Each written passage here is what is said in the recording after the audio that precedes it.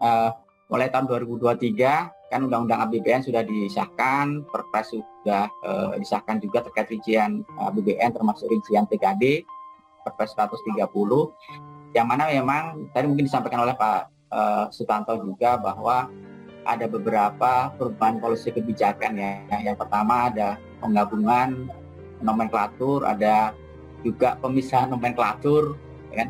Nah, untuk yang penggabungan BOS sama BOP tahun 2023 mulai digabung nomenklaturnya jadi Bantuan Operasional Satuan Pendidikan. Demikian juga untuk tunjangan profesi, tamsil sama tunjangan khusus, ya kan, yang mulai 2023 menjadi tunjangan guru ASN daerah. Ada beberapa juga yang di-split. Ini untuk yang BOK, Bantuan Operasional Kesehatan, karena memang mulai 2023 ini juga ada jadi best practices nih Bapak Ibu semua terkait BOS ya, karena BOS mulai tahun 2020 sudah salur langsung ke sekolah, maka yang BOK Puskesmas mengikuti BOS dan BOP. Mulai tahun 2023 Puskesmas juga akan kita salurkan dari Erkun langsung ke rekening Puskesmas. Terus selanjutnya Bapak Ibu semua yang terkait DOSP untuk revisi kebijakan tahun 2023 sesuai revisi PMK 119 dapat kami sampaikan ke Bapak Ibu semua bahwa selain tadi penggabungan nomenklatur, juga Bapak Ibu semua terkait penahapan ya, tadi mungkin disampaikan oleh Pak Sutanto juga, terus terang sampai tahun 2022 ini existing sekarang ya Bapak Ibu semua, ini kan penyalurannya masih 3 tahap. Ke depan mulai 2023 ini kita rubah menjadi 2 tahap, 50% dan 50%. Dan ini tetap jangka waktunya tetap kita paling tepat di bulan Januari. Diharapkan dengan 2 kali penahapan penyaluran dan 50% diharapkan nanti setelah disalurkan di bulan Januari, Bapak Ibu semua di sekolah bisa langsung akselerasi percepatan atau mengeksekusi kegiatannya, kan, tanpa menunggu lagi kan, karena terus terang kita memang salah satunya merubah kebijakan ini harus masukan juga dari Bapak Ibu semua dari sekolah maupun dari pemerintah daerah. Nah terus selanjutnya Bapak Ibu semua, karena penahapannya 2 tahap, Bapak Ibu semua ini kita memang tadi sampaikan juga oleh Pak Sutanto terkait syarat salur nih Bapak Ibu semua.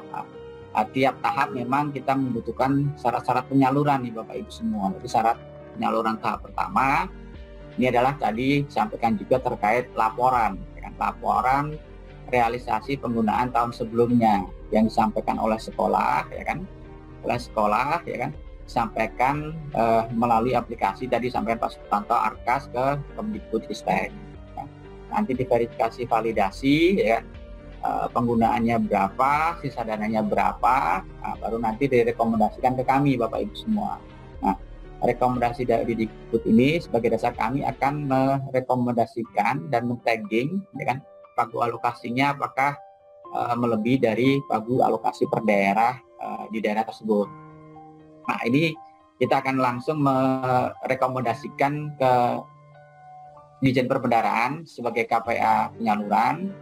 Selanjutnya Perben akan verifikasi validasi, baru nanti lanjut proses penyaluran dari 173 KPPN ke sekolah-sekolah.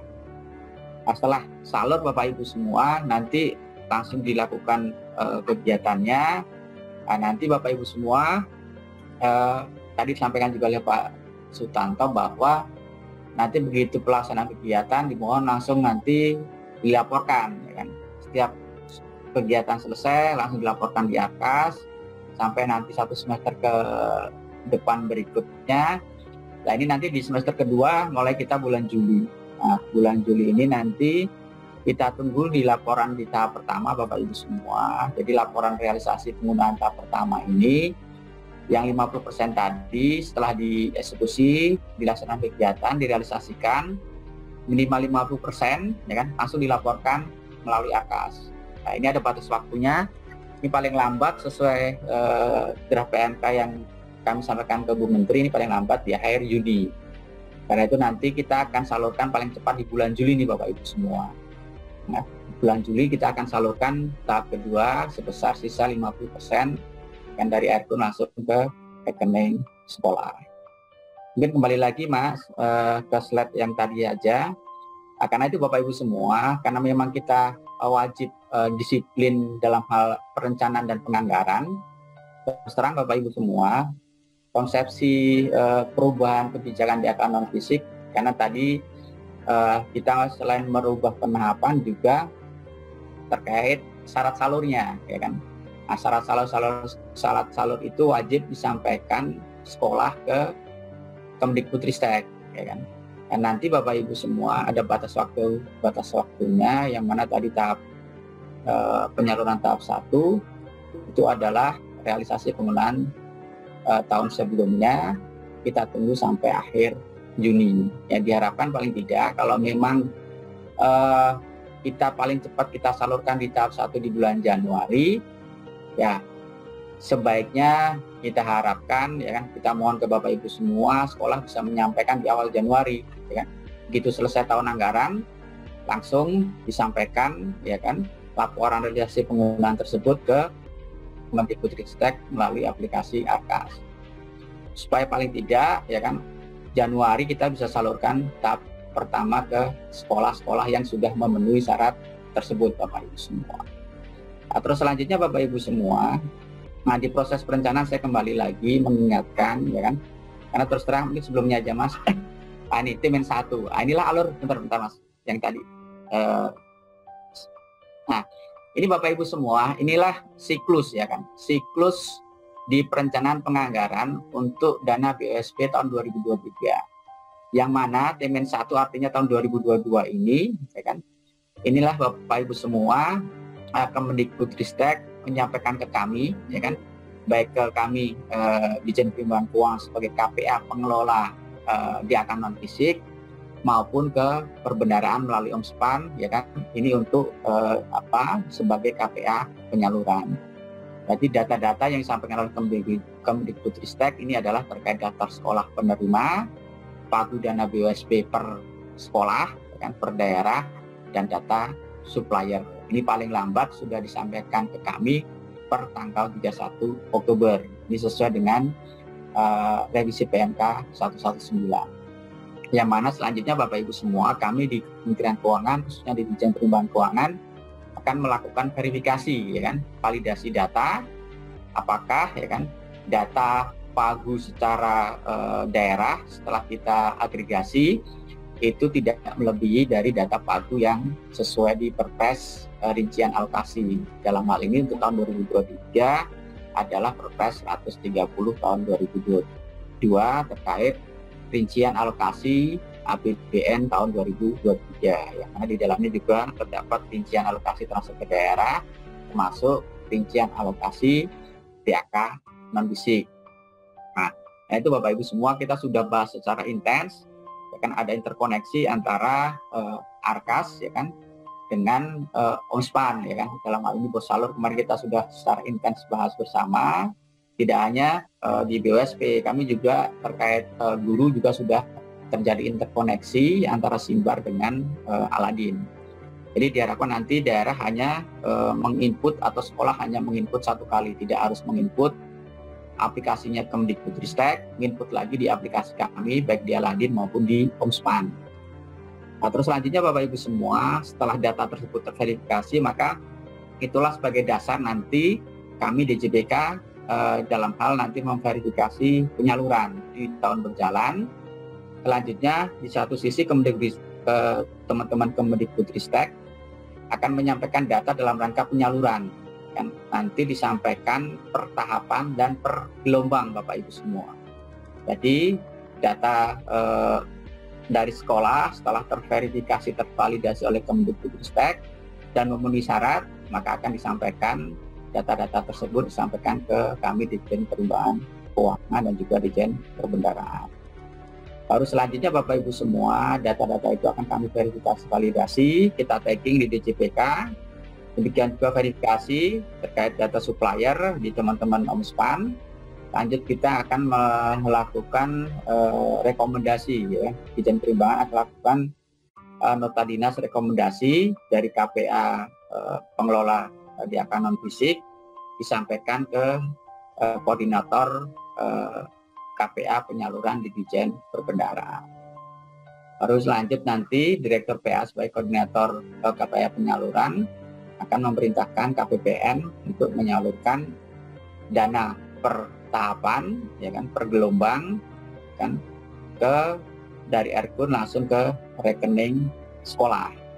Nah, baru selanjutnya Bapak Ibu semua nanti kan selanjutnya proses, ya kan, setelah rekom nanti ada penerbitan SPM SP2D. Selanjutnya nanti setelah salur Bapak Ibu semua ke rekening satuan pendidikan, nanti masing-masing stakeholder ya. Ini memang kita sudah minta ke Ditjen Perbendaharaan untuk pengembangan sistem aplikasi di OnSpan agar stakeholder tidak hanya teman-teman DJ Perbendaharaan aja yang bisa memonitor, termasuk teman-teman Kemdikbudristek, kami DJ PK, termasuk teman-teman dari daerah, ya, Dinas Pendidikan maupun DPKAD bisa memonitor langsung ke sistem aplikasi OnSpan. Terus selanjutnya Bapak Ibu semua, nanti mekanisme selanjutnya adalah mekanisme pencatatan sesuai dengan pengelolaan keuangan daerah. Nanti teman-teman Kementerian Dalam Negeri akan menyampaikan gimana caranya pencatatan, ya kan, nanti sekolah lapor ke Dinas Pendidikan dan DPKAD untuk pencatatan di APBD-nya. Mungkin lanjut saja slide berikutnya.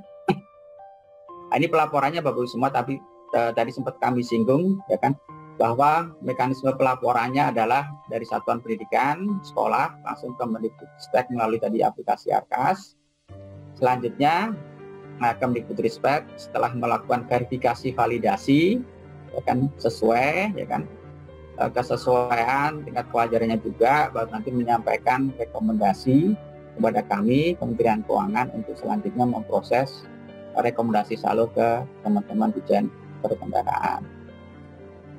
Terus Bapak Ibu semua, ini adalah mekanisme pelaporan yang mana memang mulai 2023 kami ingatkan kembali setiap pelaporan, ya kan, tahun yang lalu maupun pertahapan ini adalah sebagai syarat salur di tahap berikutnya.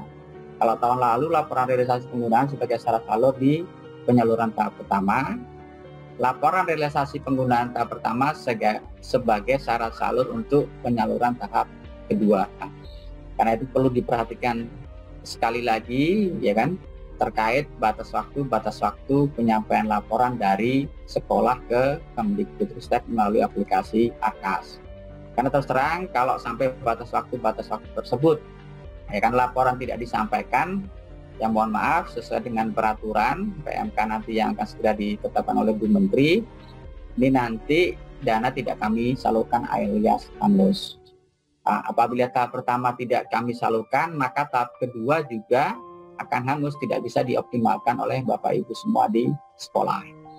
Kita lanjut saja di slide berikutnya. Berikutnya terkait kurang salur, ya kan? Karena terus terang antara kami akui bersama bahwa antara tahun ajaran dengan tahun anggaran berbeda. Tahun ajaran dimulai Juli, tahun anggaran di bulan Januari. Nah, Bapak Ibu semua di siklus APBN, ya kan, ini biasanya memang di bulan-bulan Agustus, biasanya tanggal 16 Agustus, Presiden sudah menyampaikan pidato kenegaraan di DPR untuk menyampaikan RUU APBN dan nota keuangannya. Nah, selanjutnya proses selanjutnya, ya kan, pembahasan itu biasanya di bulan September antara pemerintah dan DPR RI. Nah, karena itu Bapak Ibu semua, batas waktu, ya kan, batas waktu alokasi, rincian alokasi per sekolah, per daerah, ya kan, termasuk jumlah siswanya disampaikan Kemdikbudristek pada kami itu di akhir Agustus. Karena itu diharapkan nanti teman-teman sekolah harus bisa mengupdate data-data jumlah siswanya berapa, supaya paling tidak waktu kita mengalokasikan di tahun berikutnya ini presisinya mendekati tepat Bapak Ibu. Tapi memang untuk itu kita perlu mengantisipasi. Biasanya di tiap tahun anggaran kita menyediakan dana cadangan, ya. Karena itu kalau dana cadangan itu untuk mengantisipasi kekurangan dari kebutuhan yang ada di sekolah maupun di daerah. Karena itu untuk yang pemanfaatan dana cadangan ini kalau kurang saldo di tahun berjalan dapat dipenuhi melalui dana cadangan. Mekanismenya adalah di satuan pendidikan karena menyampaikan data jumlah siswa penerimanya, menyampaikan kekurangannya ke teman-teman Kemdikbudristek, maka Dikbudristek akan menghitung ya kan, menghitung kebutuhan ya kan, kebutuhan untuk dana cadangan tahun berjalan berapa. Selanjutnya akan merekomendasikan penyaluran dana cadangan ke kami ya, ke DJPK. Maka selanjutnya kami akan verifikasi validasi dan akan men-tracking terkait jumlah dana cadangannya berapa. Contoh dana cadangan 100M, permintaan Dikbud itu masih di bawah 100M, maka kita akan melihat, memverifikasi ya kan, apakah kelengkapannya, kebutuhannya berapa. Baru selanjutnya Bapak Ibu semua kita akan merevisi DIPA, karena DIPA-nya terpisah dari DIPA reguler. Karena itu nanti di pembicaraannya memang ke depan tahun 2023 memang karena memang penyaluran seluruh TKD adalah melalui 173 KPPN, maka memang Bapak Ibu semua mohon maaf ya kan, nanti permintaan dana cadangan baik BOSP maupun tunjangan guru diharapkan memang nanti dijadikan satu. Nah, terus terang kalau nanti masing-masing mengusulkan dana cadangan sendiri-sendiri, maka membutuhkan waktu yang lama hanya untuk administrasi revisi DIPA. Yang revisi DIPA itu membutuhkan waktu sekitar efektifnya sekitar 1 bulanan. Nah, ini diharapkan mulai 2023 harus ada benar-benar koordinasi sinergi antar jenis terkait pihak non fisik yang ada dana cadangannya. Selanjutnya setelah kita revisi DIPA, Bapak Ibu semua, nanti ada DIPA petikan kita sampaikan ke seluruh KPPN. Selanjutnya kita rekomendasikan penyaluran dana cadangan. Ya kan?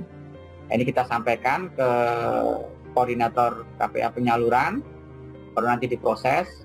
Selanjutnya diproses di KPPN, nanti lanjut salur dari Erkun langsung ke rekening sekolah masing-masing yang mengajukan kekurangan. Bapak Ibu semua, ini saya ingatkan kembali juga, satuan pendidikan atau sekolah itu wajib melaporkan sisa dana cadangan BOSP reguler ke Kemendikbudristek. Ini juga ada batas waktunya Bapak Ibu semua, juga nanti perlu diperhatikan mulai tahun 2023. Jadi nanti batas waktu itu harus nanti dipampang ya untuk teman-teman yang mengelola dana BOSP. Ya. Ini tanggal-tanggal yang benar-benar tanggal-tanggal krusial. Kan rekomendasi penyaluran dana cadangan ini hanya dimungkinkan 1 kali dalam 1 tahun anggaran dan diterima oleh kami di JPK paling lambat tanggal 7 September di tahun berjalan. Oke, lanjut Mas.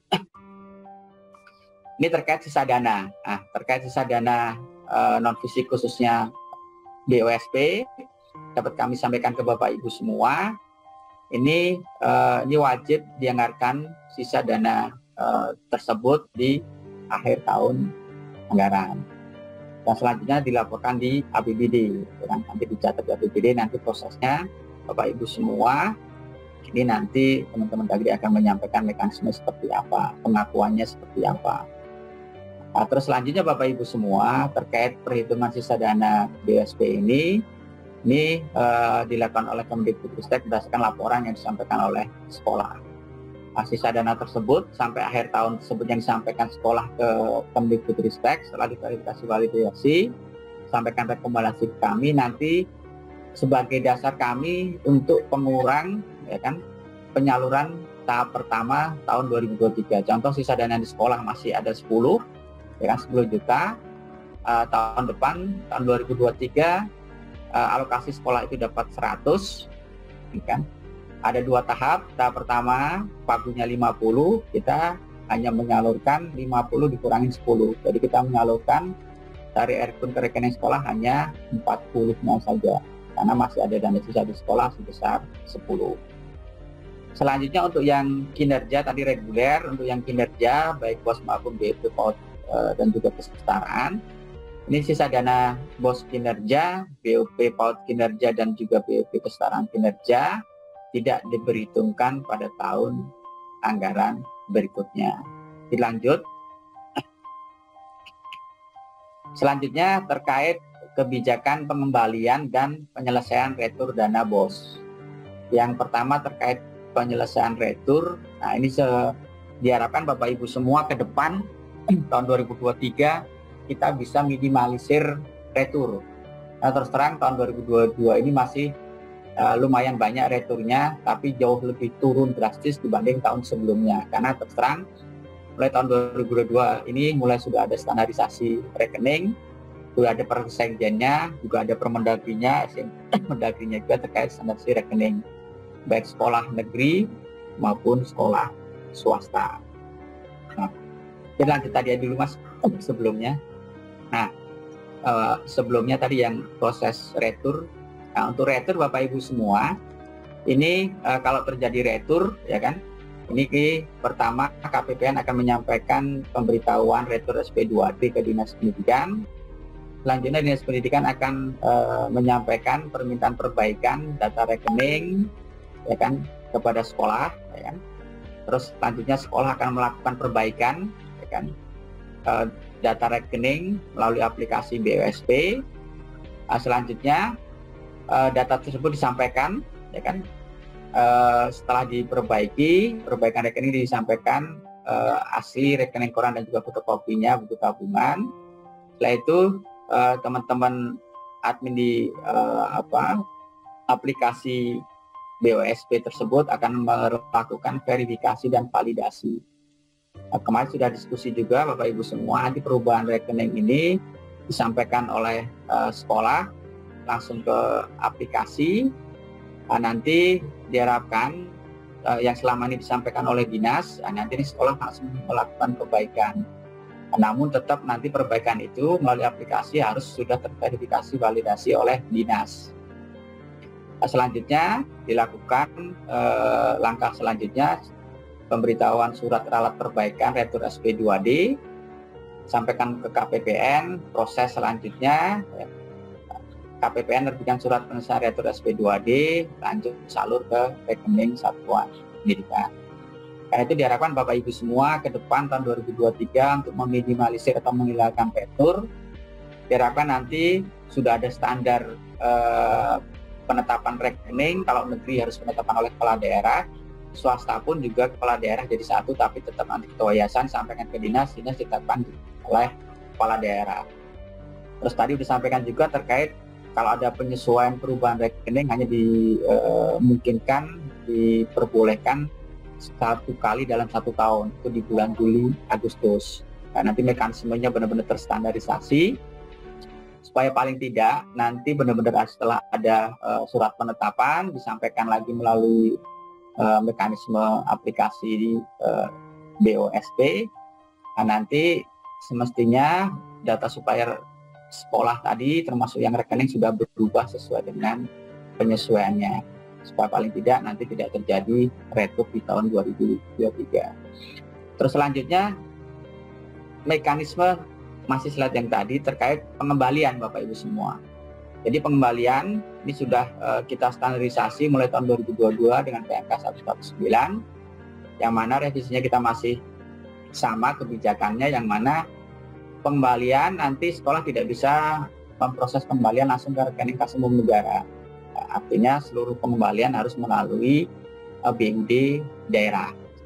Jadi nanti mekanismenya, ya kan, sekolah, ya kan, ini ada surat pernyataan atau keterangan yang ditanda oleh kepala sekolah atau yayasan. Selanjutnya ini kalau masih ada sisa dana, diverifikasi terlebih dahulu oleh APIP. Karena terserah proses pengembalian ke kas negara atau pemotongan kebijakan pemotongan DAU karena memang masih ada dana sisa di sekolah harus terverifikasi, tervalidasi oleh APIP daerah. Nah, nanti setelah diverifikasi oleh APIP, ya kan, langkah selanjutnya, ya kan, nanti BUD koordinasi dengan KPPN, store billing nanti berisi kode, bahkan kode akun, satker, KPPN dan data penyetor. Lalu selanjutnya setelah ini ada perizinan perbennya, aturannya, mekanismenya di store ke akun mana. Setelah itu baru nanti teman-teman BUD menyetor, ya kan, ke kas negara. Baru lanjut slide berikutnya. Nah, ini saya kembali lagi mengingatkan ke Bapak Ibu semua, karena yang hadir ada Dinas Pendidikan, ada Satuan Pendidikan Sekolah, termasuk Dinas Pengelola Keuangan Daerah. Diharapkan juga mungkin ada APIP-nya juga. Ini saya ada beberapa poin perubahan kebijakan terkait PMK 119 terkait pengelolaan biaya non fisik. Yang pertama saya ingatkan bahwa satuan pendidikan ya kan dalam hal menyampaikan laporan realisasi dan laporan penggunaan dana BOSP ini diharapkan sebelum pertengahan Januari, sehingga dana BOSP dapat kami salurkan paling cepat di bulan Januari. Jadi diharapkan begitu tahun anggaran berganti, di minggu awal sekolah menyampaikan laporan realisasi penggunaan melalui aplikasi ARKAS ke Kemendikbudristek. Lanjut nanti ikut bisa merekomendasikan ke kami supaya paling tidak di pertengahan Januari kami sudah salur dari akun ke rekening sekolah. Terus lanjut yang kedua Bapak Ibu semua terkait sisa dana BOSP. Nah, ini berdasarkan laporan dari Satuan Pendidikan untuk Sekolah, ini disampaikan Satuan Pendidikan ke Kemendikbudristek. Nah, ini mulai 2023 kita perhitungkan mulai rekomendasi penyaluran tahap pertama. Yang selama ini kita baru perhitungan di tahap kedua, karena kemarin kita ada 3 tahap. Jadi Bapak Ibu semua, sisa dana tahun sebelumnya, contoh tahun 2022, kita akan perhitungkan di penyaluran tahap pertama. Karena itu tolong Bapak Ibu semua, waktu menyampaikan laporan realisasi penggunaan ke Kemendikbudristek melalui aplikasi ARKAS tadi, tolong benar-benar diperiksa, ya kan, penggunaannya berapa, ya kan, pagunya berapa, sisa dananya berapa. Jangan sampai nanti setelah kita lakukan pemotongan, ya kan, perhitungan maksud saya, perhitungan penyaluran tahap pertama, baru nanti teman-teman melakukan penyesuaian lagi. Nah, ini prosesnya nanti panjang lagi Bapak Ibu semua. Jadi diharapkan laporan penggunaan realisasi tahun sebelumnya itu yang disampaikan oleh teman-teman sekolah, satuan pendidikan ke Kemendikbudristek itu bersifat final Bapak Ibu semua. Terus selanjutnya, ini saya mengulang kembali penyaluran dana BOSP ini mulai tahun 2023 kita lakukan 2 tahapan. Tahap pertama 50% di bulan Januari, tahap kedua 50% sisanya di bulan Juli. Terus syarat-syarat salur, ini juga pertahapan juga harus ada syarat salurnya Bapak Ibu semua. Tahap 1 adalah laporan realisasi tahun sebelumnya. Tahap kedua, laporan realisasi tahap 1, minimal 50% sudah terserap. Artinya begitu dana sudah tersalurkan di rekening sekolah tahap 1-nya, segera dieksekusi, minimal 50% langsung dilaporkan. Begitu sudah memenuhi 50% minimal, maka nanti paling cepat tahap kedua kita akan salurkan di bulan Juli, Bapak Ibu. Terus selanjutnya, dalam hal satuan pendidikan tidak menerima penyaluran tahap pertama, maka penyaluran tahap kedua tidak dapat dilakukan. Artinya Bapak Ibu semua, mohon benar-benar batas waktu penyampaian laporan diperhatikan. Artinya kalau sekolah melewati batas waktu penyampaian laporan, maka dana tersebut per tahapan tidak dapat kami salurkan. Kalau tahap 1 tidak kami salurkan, maka tahap kedua juga tidak dapat kami salurkan. Karena syarat tahap kedua adalah laporan realisasi tahap pertama. Artinya dana tersebut hangus Bapak Ibu semua. Mungkin lanjut. Nah ini Bapak Ibu semua, kami sampaikan evaluasi tahun 2022 ini agar supaya paling tidak sebagai bahan evaluasi Bapak Ibu semua, supaya nanti pelaksanaan BOSP ke depan tahun 2023, apalagi ada perubahan kebijakan mekanisme penyalurannya, penahapannya, syarat-syarat salurnya, semestinya jauh lebih bagus, jauh lebih optimal. Jadi ini kita lihat evaluasi kinerja 2022. Kalau kita lihat kinerja penyaluran 2022 untuk BOS, ini memang dibanding tahun sebelumnya relatif sudah bagus. Ini mencapai 94,9% dari pagu alokasi. Terus perlu peningkatan kepatuhan penyampaian laporan dana BOS oleh sekolah, apalagi nanti 2023 sebagai syarat salur, maka jauh lebih disiplin dibanding tahun-tahun sebelumnya. Terus kalau kita lihat evaluasi sejauh ini memang hanya dilakukan sebatas laporan realisasi penyerapan dan juga penggunaan dana. Dan memang untuk kami belum sampai pada capaian output dan outcome, sehingga dampak penggunaan dana BOS terhadap peningkatan kualitas pendidikan memang sejauh ini belum bisa kita tercapture Bapak Ibu semua. Terus perlu koordinasi yang intensif antar satuan pendidikan dengan pemerintah daerah, baik Dinas Pendidikan maupun DPKAD, untuk peningkatan kinerja pengelolaan dana BUSP di satuan pendidikan di tahun-tahun yang akan datang. Oke, lanjut slide berikutnya. Ini untuk BOP. Kalau untuk BOP Bapak Ibu semua, untuk tahun 2022 ini merupakan tahun pertama salur langsung, ya kan? Dan telah disalurkan sebesar 3,7 triliun atau 87,89% dari pagu 4,2 triliun rupiah. Rendahnya persentase penyerapan mungkin karena adanya perubahan alokasi di tahun sebelumnya. Juga terdapat penurunan sasaran pada tahun 2022 sehingga alokasinya menurun. Tahap 1 2022 telah kami salurkan terhadap 505 pemerintah daerah. Masih ada 3 daerah yang tidak salur, yaitu Kepulauan Aru, Tolikara, dan juga Kabupaten Jalimo. Untuk tahap kedua telah kami salurkan kepada 507 daerah. Ada 1 daerah, Yalimo, yang tidak salur tahap kedua karena tidak memenuhi syarat salur. Oke, lanjut terkait kesetaraan. Untuk kesetaraan, ini kita lihat evaluasinya tahun 2022. Ini juga sama, tahun pertama saldo langsung ke rekening sekolah. Ini besarannya 998,2 miliar atau 97,6% dari pagu 1,02 triliun rupiah.